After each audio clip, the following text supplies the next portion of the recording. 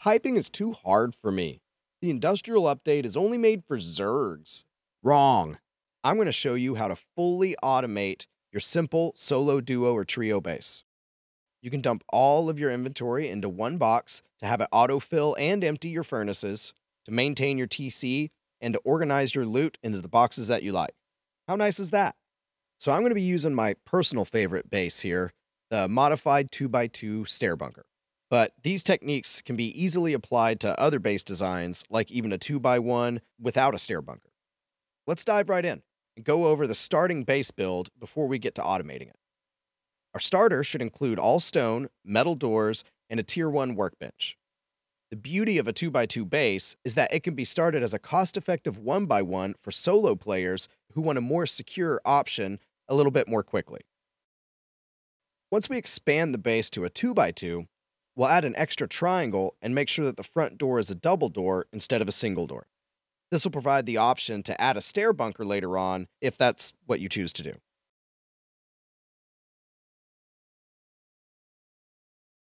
Okay, let's talk about the stair bunker. I prefer to build mine right away so that I don't have to move anything around or redo piping later. I put a floor at half height and place a triangle stair facing the left from under the floor. Then put a triangle on the other side of the wall for stability so that we can break the floor back inside. This triangle at the front door can be annoying, so I prefer to build the jump down at the same time that I do the stair, but you don't have to.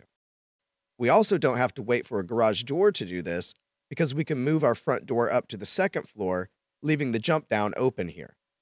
To open the bunker for now, we simply place a twig triangle frame. Breaking it will close our bunker, so don't upgrade it. You can put the outside jump up on any side of the base that you like. Lastly, as soon as I feel like I have a handle on my resources, I want to get the honeycomb finished up and convert the roof to metal so that we're more than a 4 rocket raid.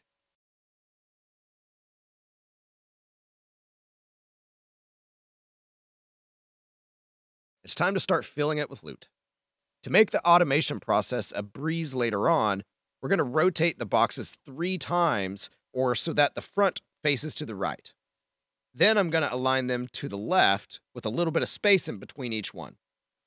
This design will allow me to retrofit all the necessary adapters without having to move anything around or struggle to reach the ports later on.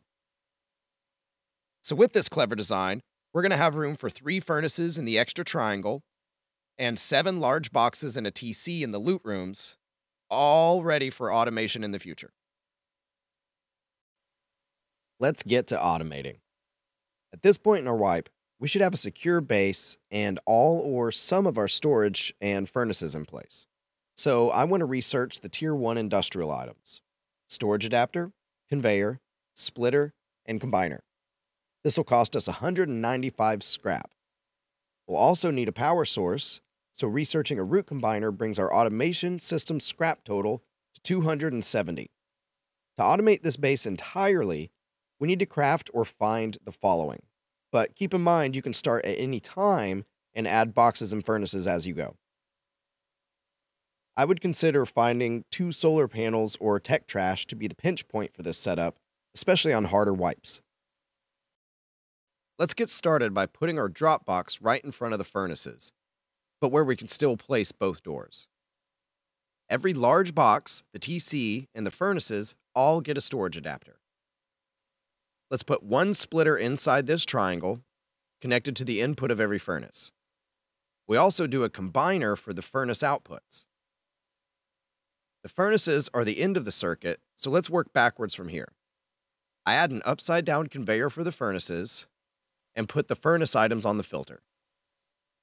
Next is a splitter here that we will use later for automatic crafting. Now for loot rooms, we add 1 splitter on each floor. Our feed line works back through all the splitters, weaving around door frames, leaving 2 ports open on each splitter. After our last splitter, we trace back to the output of our deposit box. To finish our main piping circle, I add a conveyor after the furnace combiner connected to the input of our deposit box. This way our furnace output, like fragments, sulfur, and charcoal, can get sorted into our boxes as well. You'll notice I use different colors for these trunks to make it easier to see which pipes are which. The next step is pretty straightforward. We connect every box to its conveyor and apply our filter of choice. With this done, all that is missing is to power our system. You'll notice that small batteries can fit lots of places, and our circuit requires exactly 10 power. Conveyors have a pass-through circuit, so you can run this entire thing on one connected line. Perfect.